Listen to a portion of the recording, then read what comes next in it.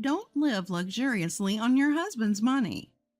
The comment from my mother-in-law, Wendy, freezes the atmosphere at the 60th birthday celebration I organized for my mom.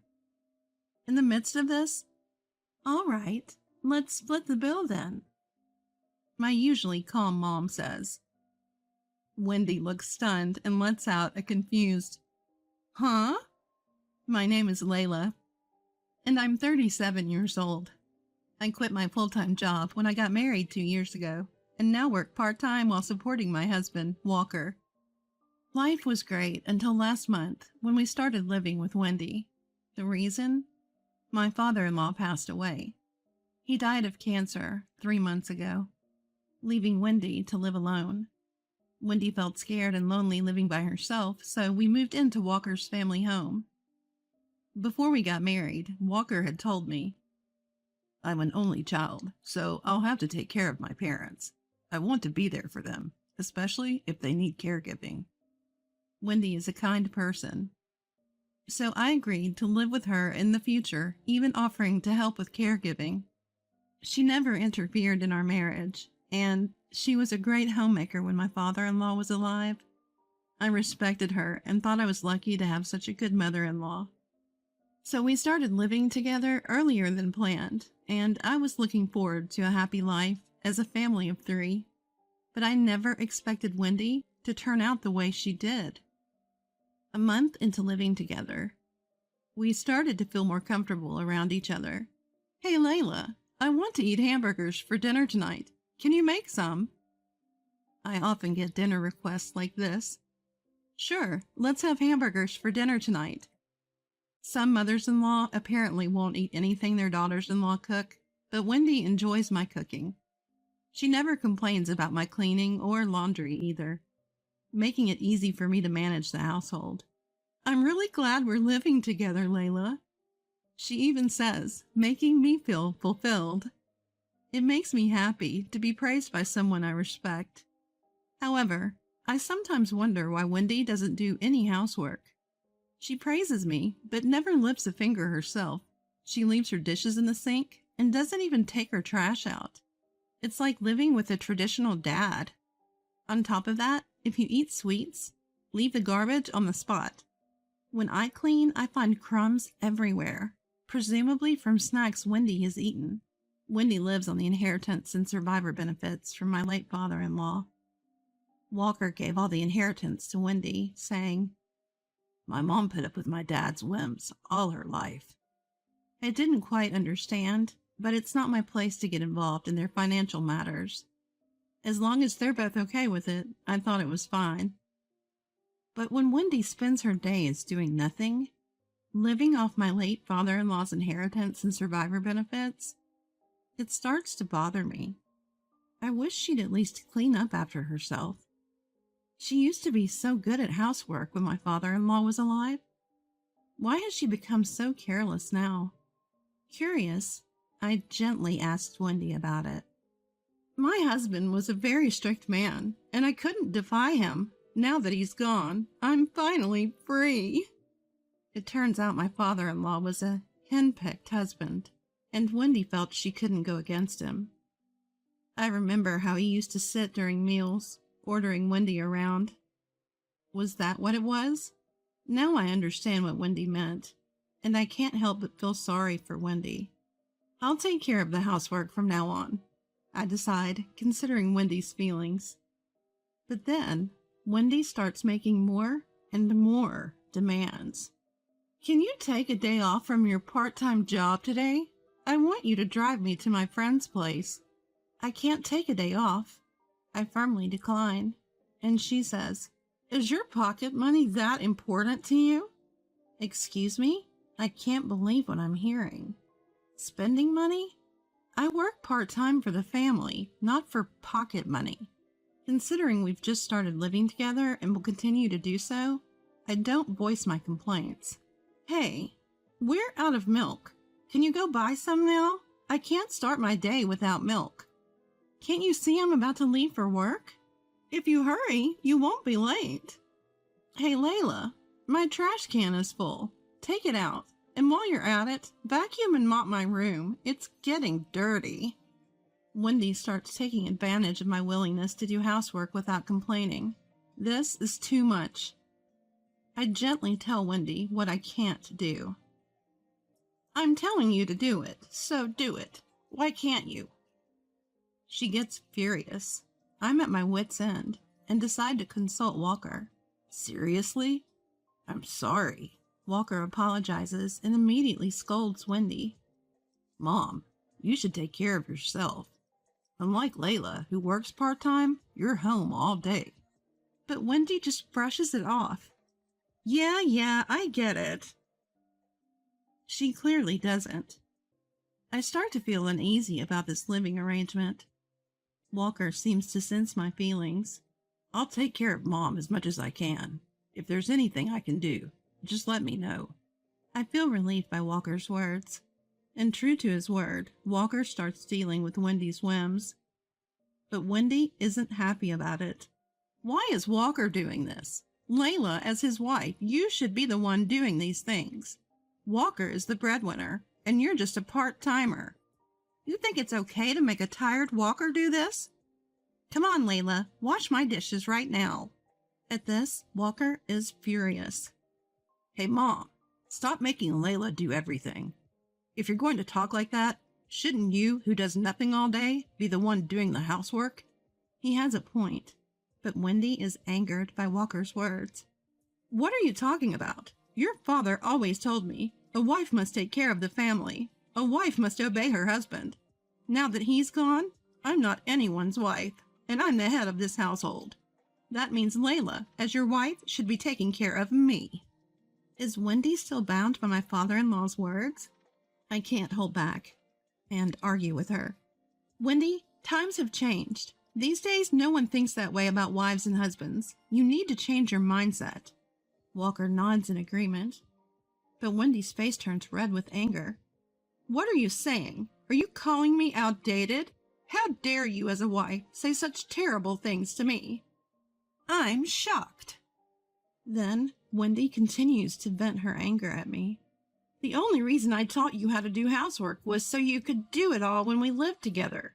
I agreed to live with you because I wanted an easier life after all the hardships I've endured. Even Walker is surprised by her revelation. Look, I get it that you've had it tough, Mom, but it's not okay to treat Layla like a slave, and it's not okay to move in with us for such a selfish reason. Exactly. Wendy has no comeback. Enough. I'm disappointed that you're siding with her over your own mother. She storms off to her room and slams the door. Walker and I sigh. Layla, I'm really sorry. You don't want to live like this, do you? I nod slightly. Then comes a surprising suggestion. Should we stop living together? What? I never thought he'd suggest that. I didn't expect Mom to become so selfish after Dad passed away.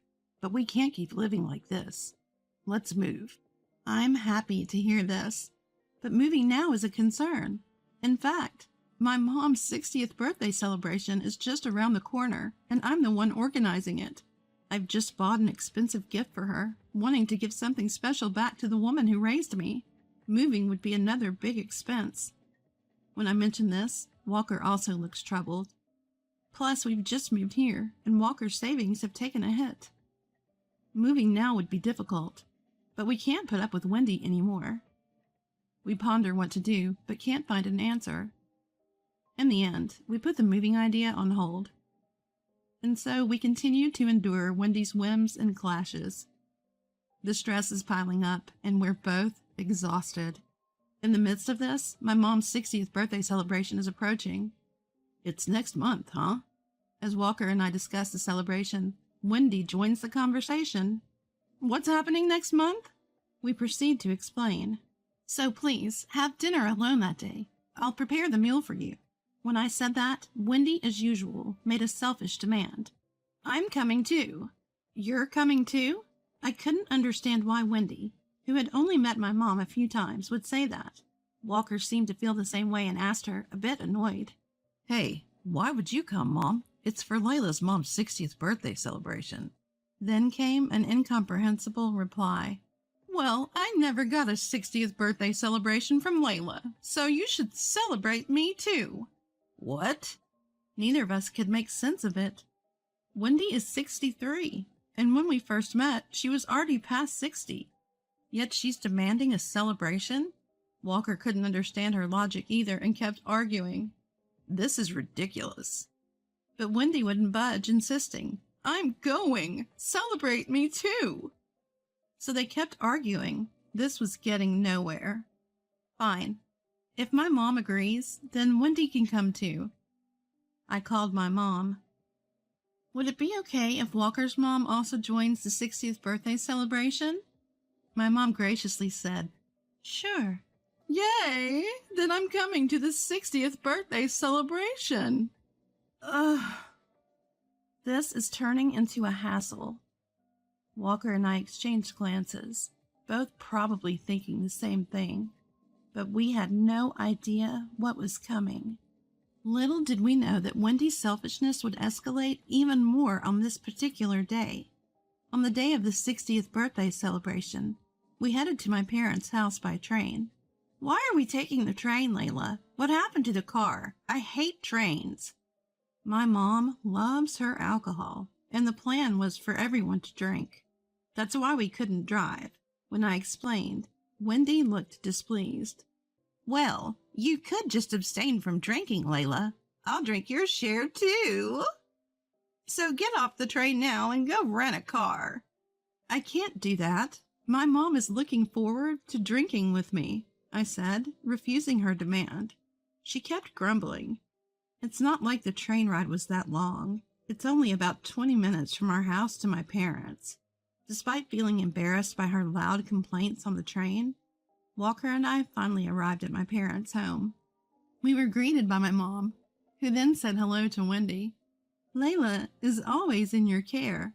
I hope she's not causing any trouble. Wendy laughed and responded in a way that was completely out of line. She's always a handful. She does the housework I've taught her, but she's so busy trying to make extra money that she sometimes doesn't listen. But hey, she's the wife Walker brought home. Walker immediately scolded Wendy. Mom, what are you saying? My mom and I were stunned. Ignoring that she wasn't even a family member, Wendy led the way into the house. You're having a hard time living with her, aren't you? My mom whispered this to me so Wendy couldn't hear. I could only respond with a wry smile. When we got to the living room, the catering we had ordered was already there. I had told my mom, You don't have to do any of the serving or cleaning. So Walker and I started setting the table. Why are you making Walker do this? You should do it yourself. I couldn't believe she would say something like that here, too. Walker was visibly frustrated, while my mom quietly observed. Wow, this looks delicious. I didn't expect to eat such a feast. I'm glad I came all this way for this 60th birthday celebration. She's a guest in someone else's home, yet she acts like this? Does she have no common sense? The celebration began with a toast. My own father passed away 4 years ago. Wendy used that as a topic to steer the conversation. Your husband passed away too, right? Isn't life great living off the inheritance and survivor's pension? I've been having a blast since my husband passed. I couldn't believe she could bring up such a topic so casually. I ate my meal with a strained face. Every time Wendy said something inappropriate, Walker would step in saying, Stop it, Mom. He looked exhausted. We both regretted bringing her along, to say the least. For the record, my mom works and doesn't rely on my dad's inheritance or survivor's pension. She seemed taken aback by Wendy's comments, too. Then the topic shifted to the catering I had ordered. So, this is delicious, but how much did it cost? Was it expensive, like $200 or $300? Another tone-deaf comment. Just as I was getting fed up, Wendy suddenly became angry. You know, it's fine to celebrate your mom's 60th birthday, but doing it with Walker's money isn't right. Use your own spending money. What is she talking about all of a sudden? I paid for this catering from my own part-time job earnings. But Wendy wouldn't listen. You can't possibly afford such an expensive meal on your measly salary. She even went as far as to say that. Don't be so cheeky, spending your husband's money like that. Why would she say such a thing during my mom's 60th birthday celebration? I deeply regret bringing Wendy along. I can't forgive her for creating this atmosphere. I was about to lose my patience and tell Wendy off, when at that moment, "All right, let's go Dutch then. We'll split it 4 ways. How does that sound?" It was my mom who spoke. What? Everyone was shocked. My mom, who had stayed silent every time Wendy made an outrageous comment, was now suggesting this. Wait, what are you saying? Going Dutch on a 60th birthday celebration? That's absurd. Wendy was rattled by my mom's words. In response, my mom spoke confidently.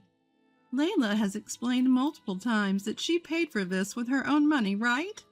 But Wendy, you wouldn't accept that, insisting it must be Walker's money. So I thought doing Dutch would settle this. Wendy was speechless. My mom continued. Oh, and Wendy, please pay with your own money, not the money left by your late husband. At this, Wendy became furious. What? Why do I have to be told that by you? Facing Wendy's red-faced, loud outburst, my mom responded calmly. Well, you did say, don't indulge in luxuries with your husband's money, didn't you? So it would be wrong to use your late husband's inheritance, right? Fair point. Wendy had nothing to say, but she was so furious that she started to say something ridiculous. Well, it's fine for me, but not for Layla, because Layla is using my precious Walker's hard-earned money.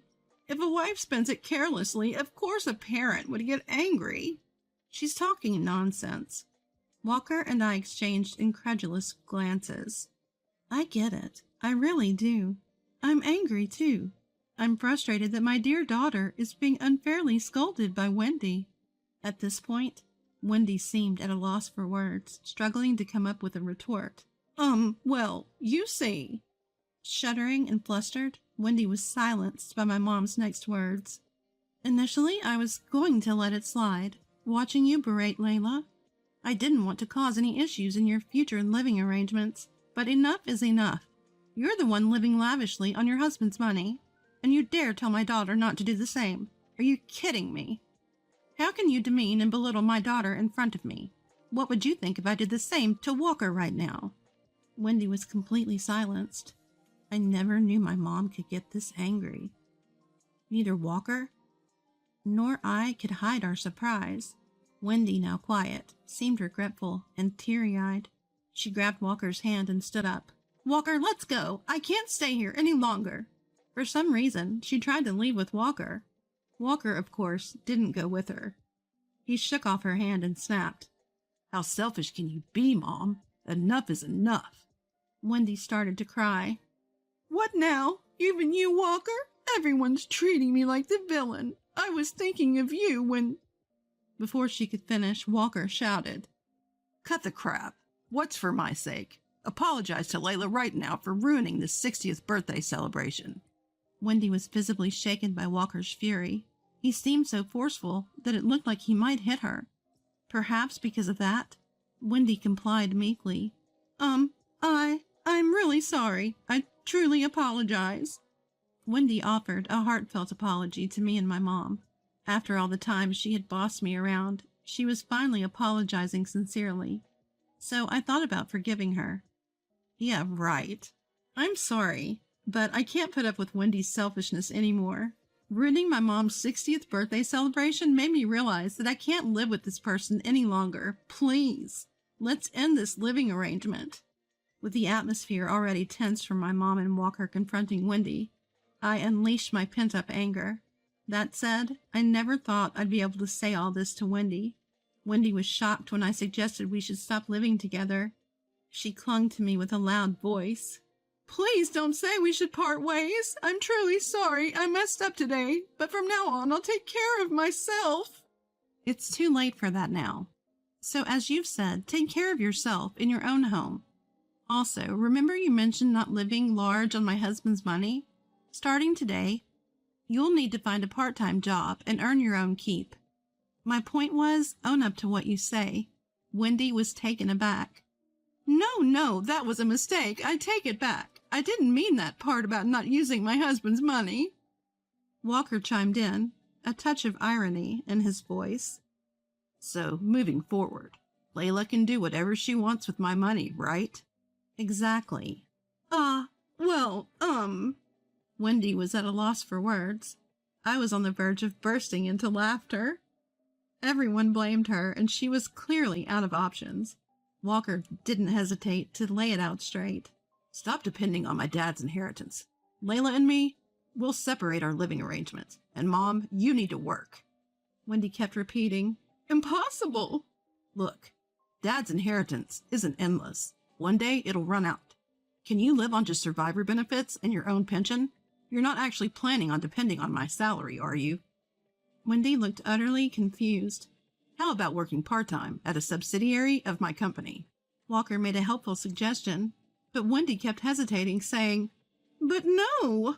Then I can help you. We'll move out soon, and I'll cut off all contact. Considering recent events and today, I think it's fair. Wendy panicked at Walker's finality. Fine, I get it. I'll do it. Just don't cut me off. And that's how Wendy put an end to her freeloading life. So the disastrous 60th birthday celebration came to an end. We all apologized to Mom and hurried home to start looking for a new place and packing. As soon as we found a new home, we moved.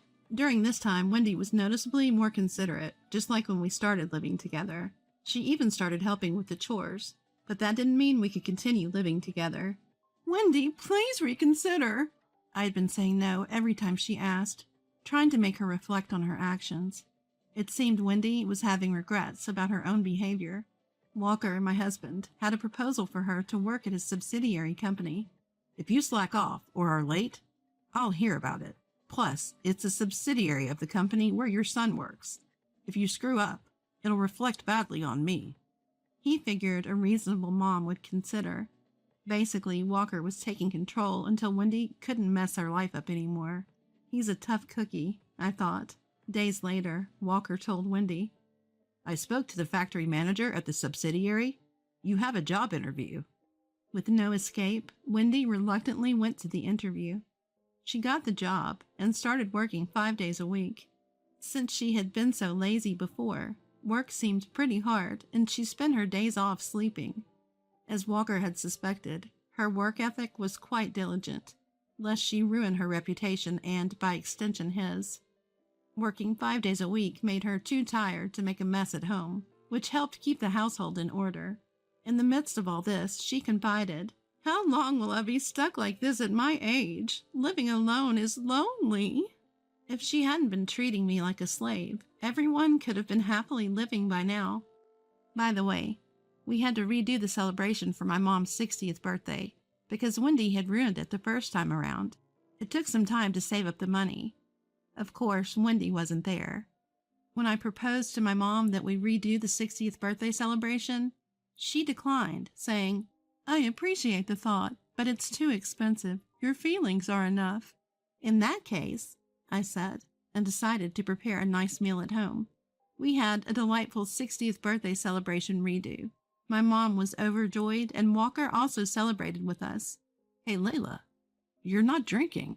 Well, actually, that day, my mom saved me from the unpleasant Wendy. They say motherhood is a strength, and it's true.